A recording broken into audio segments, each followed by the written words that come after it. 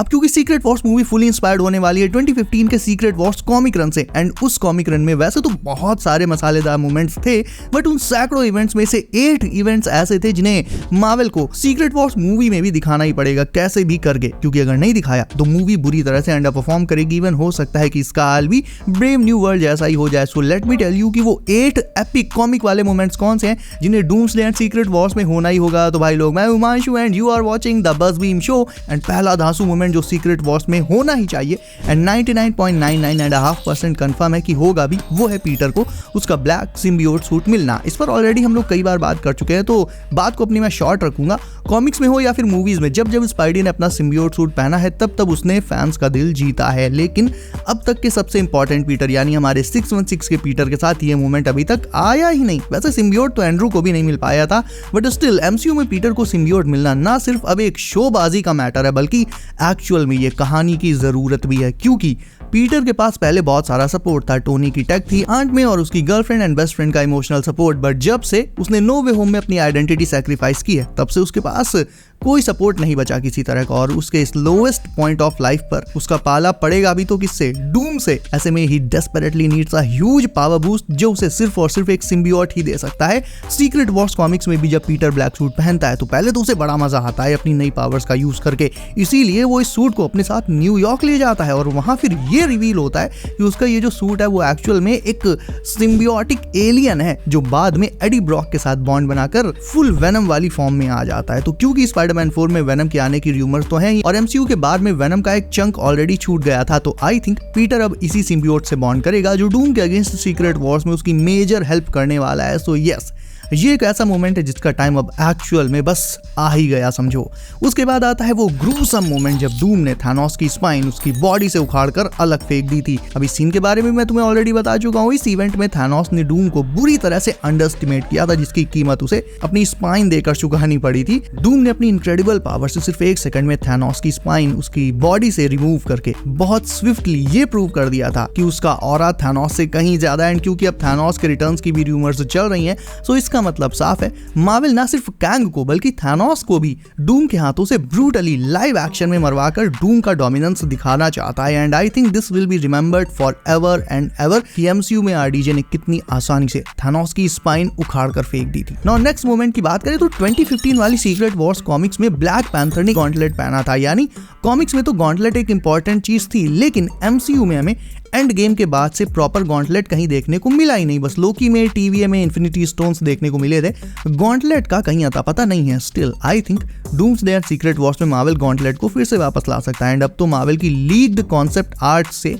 ये भी कंफर्म हो गया है कि एक न्यू ब्लैक पैंथर डूम्सडे में आ रहा है। ऐसे में कॉमिक्स की ही तरह ब्लैक पैंथर गॉन्टलेट को सीक्रेट वॉर्स में भी यूज कर सकता है। कॉमिक्स में ब्लैक पैंथर एक कंप्लीटली असेंबल्ड इन्फिनिटी गॉन्टलेट का यूज करके पहले डूम को डिस्ट्रैक्ट करता है, और जब रीड रिचर्ड्स डूम को हरा देता है तो फिर वो इसी गॉन्टलेट का यूज करके यूनिवर्स को रिस्टोर कर देता है। तो मैं ये नहीं कह रहा हूं कि स्टोरी एग्जैक्टली इसी तरह से वर्कआउट करेगी, बट हाँ, इससे मिलता जुलता कोई सिनेरियो हमें जरूर से देखने को मिलेगा मूवी में। नाउ रिसेंटली क्रिस प्रैट ने एमसीयू में स्टार लॉर्ड की वापसी का प्रॉमिस किया था। मैंने उस पर एक डेडिकेटेड वीडियो भी बनाई थी, अगर तुम्हें याद होगा। तो ये तो कंफर्म है कि बाकी के हीरोज के साथ स्टार लॉर्ड भी डूम्सडे में आ रहा है। ऐसे में हमें ग्रूट का एक बिल्कुल ही नया वर्जन एमसीयू में देखने को मिल सकता है, क्योंकि कॉमिक्स में स्टार लॉर्ड ग्रूट की बॉडी से बनी एक टूथपिक लेता है और उसे एक ड्रासिल में यानी इस मल्टीवर्स के ट्री में घोंप देता है, जिसके चलते एक बहुत ही बड़ा जायंट ग्रूट उससे इमर्ज होकर निकलता है। And guardians of the Galaxy fans के लिए ये एक फुल सर्कल मूवमेंट हो सकता है, लिटरली सेम वैसा जब एंट मैन सिविल वॉर और एंड गेम में जायंट हो गया था और हीरोज की बहुत बड़ी हेल्प करी थी। सेम चीज डूम्सडे और सीक्रेट वॉर्स में मार्वल अब ग्रूट के साथ कर सकता है। और वैसे भी यार, गार्डियंस के वॉल्यूम 3 के बाद ग्रूट का फ्यूचर कुछ कहा नहीं जा सकता, बहुत अनसर्टेन है। ऐसे में मार्वल उसे स्टार लॉर्ड के साथ फिर से सीक्रेट वॉर्स में एक बम्पर रिटर्न दे सकता है। कॉमिक में एक मोमेंट ऐसा आया था दोस्तों, जब मॉलिक्यूल मैन ने सारे हीरोज को एक ही शॉट में खत्म करने का प्लान बनाया था।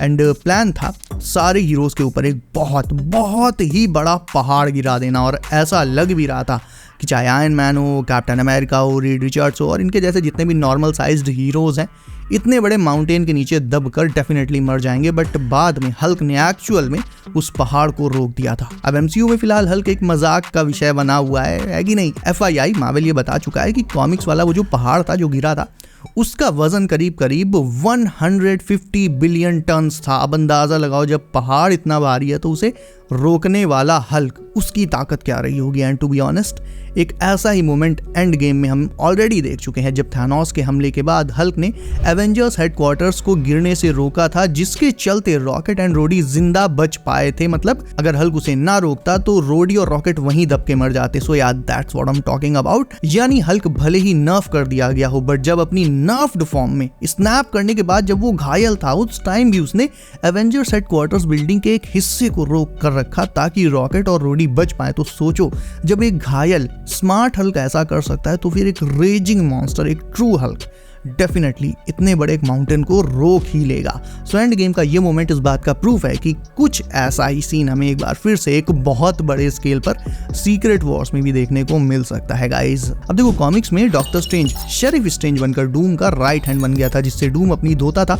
और रिसेंटली सीक्रेट वॉर्स की जो कॉन्सेप्ट आर्ट्स लीक हुई थी, उनमें से जो गॉड इंपेरर डूम वाली इमेज थी, उसमें साफ दिखाई दे रहा था कि डूम के जस्ट बगल में स्ट्रेंज खड़ा हुआ है, और हो ना हो ये शेरिफ स्ट्रेंज ही था। मे बी एक न्यू आउटलुक के साथ, बट था शेरिफ स्ट्रेंज ही। और डूम को भले ही ऐसा लगता हो, लेकिन स्ट्रेंज डूम के लिए पूरी तरह से लॉयल नहीं था। सामने से तो शेरिफ स्ट्रेंज डूम से खूब पूछता था कि बाबू थाना थाया, लेकिन पीछे से बाबू फिर काम भी लगा देता था, क्योंकि डूम से छिपकर वो हीरोज की हेल्प करता था डूम के अगेंस्ट। सो यही सिनेरियो हमें सीक्रेट वॉर्स मूवी में भी देखने को मिलेगा, और इसकी पॉसिबिलिटी बहुत ज्यादा है guys, due to 2 reasons. First one is that कि Strange is the most important character after Loki in multiverse saga, क्योंकि मल्टीवर्स को लेकर उसकी नॉलेज, उसका एक्सपीरियंस बिल्कुल बेजोड़ हो चुका है अब, specially after multiverse of madness, जहां वो अलग अलग यूनिवर्सेस में गया, उन्हें एक्सप्लोर किया एंड सारी नॉलेज इकट्ठा करी। एंड सेकंडली, स्कारलेट विच से मार खाने के बाद अपने भाई के अंदर बहुत दिमाग आ गया। उसको पता है कि ऐसे मैटर्स में ताकत से खेलोगे तो पेले जाओगे, दिमाग से खेलना पड़ेगा। बेचारे ने वांडा को गिल्ट फील कराया, तब जाकर बच पाया था।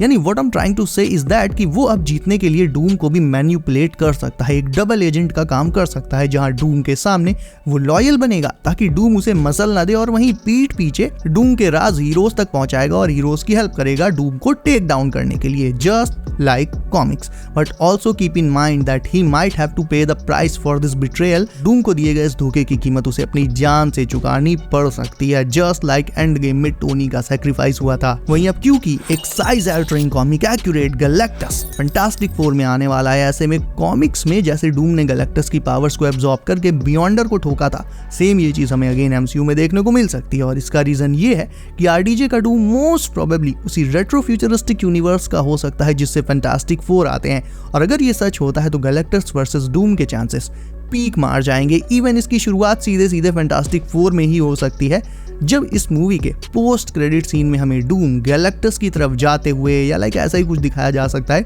क्योंकि इसके जस्ट बाद फिर पूरे साल भर और कोई मार्वल मूवी नहीं आनी है, फिर सीधे अगले साल आएगी डूम्सडे।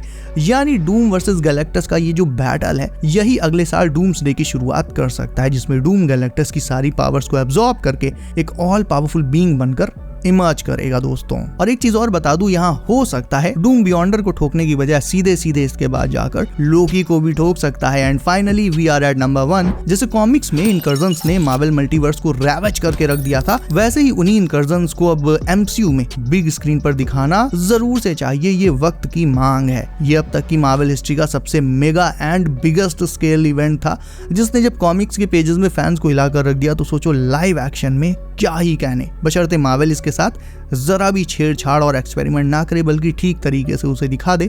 मल्टीवर्स ऑफ मैडनेस में इनकर्जन की एक छोटी सी झलक हमें दिखाई गई थी, जब स्ट्रेंज और उसकी आइटम क्रिस्टीन, ये दोनों एक इनकर्जन अफेक्टेड एरिया से होकर गुजर रहे थे। कितना भयानक सीन था वो, तुम्हें याद होगा। प्लस 838 के so called smartest man alive Reed Richards ने इनकर्जन्स को फुली डिस्क्राइब भी किया था। एक इनकर्जन तब होता है जब दो यूनिवर्सेस के बीच की बाउंड्री मिटने लग जाती है, जिसके चलते दोनों यूनिवर्सेस आपस में कोलाइड करने लगते हैं, और इसके बाद रिजल्ट ये होता है कि उन दोनों में से कोई एक यूनिवर्स या दोनों के दोनों यूनिवर्स ही डिस्ट्रॉय हो जाते हैं। तो ये सब देखते हुए ये तो प्रैक्टिकली इम्पॉसिबल है कि मार्वल इनकर्जन्स को होते हुए, यूनिवर्सेस को कोलाइड करते हुए और फिर उन्हें डिस्ट्रॉय होते हुए ना दिखाए, क्योंकि अल्टीमेटली इन्हीं इनकर्जन्स की वजह से तो मल्टीवर्स डिस्ट्रॉय हुआ था, और अल्टीमेटली मार्वल में एक नई ही कंटिन्यूटी शुरू हो गई थी। यानी एक लाइन में, आसान भाषा में अगर कहूँ तो मार्वल का जो सॉफ्ट रिबूट आगे चलकर होना है, वो इन्हीं इनकर्जन से होगा। उस रिबूट का जो रूट कॉज होगा वो होंगे ये इनकर्जन। सो या ये तो तुम्हें पक्का देखने को मिलने ही वाले हैं। एक बहुत ही बिग स्केल पर तुम्हें यूनिवर्सेस वगैरह कोलाइड करते हुए आपस में दिखेंगे और मोस्ट प्रोबेबली ये तुम्हें डूम्सडे के लास्ट में या फिर सीक्रेट वॉर्स की बिल्कुल स्टार्टिंग में देखने को मिल जाएगा। मेरे अकॉर्डिंग ये चीज तुम्हें डूम्सडे की स्टार्टिंग में ही देखने को मिल जाएगी। So all in all comics के सीक्रेट वॉर्स के पूरे रन में ये टॉप 8 ऐसे एपिक मोमेंट्स है जिन्हें मार्वल अब बिग स्क्रीन पर दिखाएगा ही दिखाएगा, इवन दिखाना तो चाहिए। एंड इनमें से कुछ तो लगभग कंफर्म ही है। सो इनमें से तुम किस मोमेंट को देखने के लिए सबसे ज्यादा एक्साइटेड हो ये मुझे कमेंट करके बताओ। इसके अलावा वीडियो अच्छी लगी तो उसे लाइक कर लो, चैनल कर लो सब, नोटिफिकेशंस कॉल पर डालना बिल्कुल मत भूलना, वरना तुम मार्वल की कोई ना कोई लेटेस्ट अपडेट मिस कर दोगे। सो गाइस बी सेफ, अपना ख्याल रखिए। आप, मेरा नाम है Himanshu and as always I will see you in next one.